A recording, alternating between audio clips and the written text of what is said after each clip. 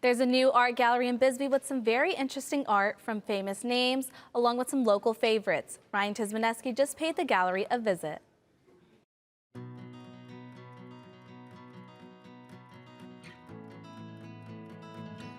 Right now, I'm driving down to a city that used to be a mining town back in the 1800s, but today it's a hub for art and artists from all around the world. I'm talking about Bisbee.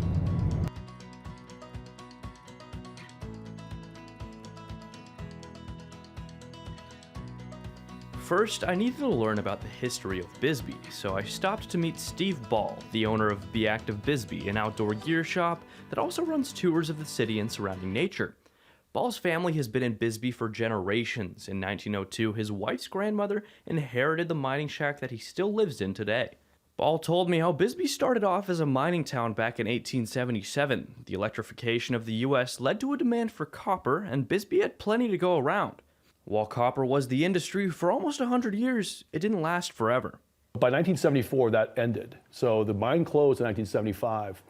And like a lot of towns, this would have been a ghost town as people just left because it was really the only reason to be here. Well, right about the same time, there was a bit of an artist movement that began to immigrate into town. And that's, I think, really brought a fresh perspective and just kind of began to bring tourists into town. And that's become the new industry, is the tourism that really has resulted, that enjoys the history and enjoys the combination with the arts. My next stop in Bisbee was with Sloan Bouchevet of the Artemisia Foundation, which is dedicated to contemporary and street art.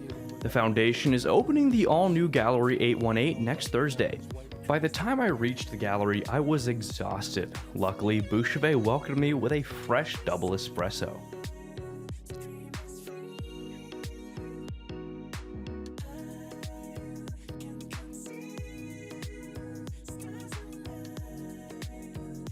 Bouchevet has been a painter for 40 years. He's been amassing quite the collection in that time too. Big names like Banksy and Warhol, but also the up-and-coming.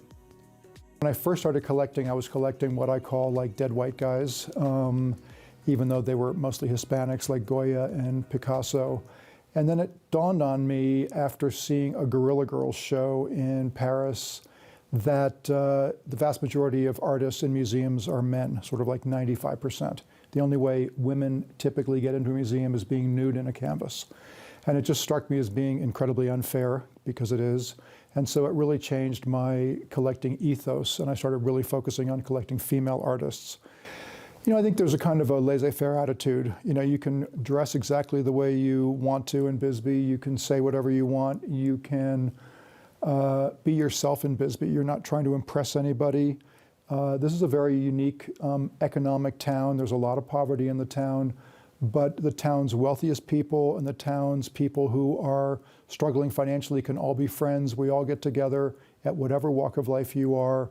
We meet at art openings, we meet at the restaurants and the bars and all the happenings and what have you.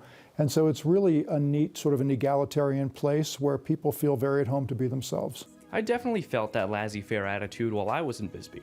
Maybe you will too. Enjoy the views of the drive out. In Bisbee, Ryan Tisminezky, Cronkite News.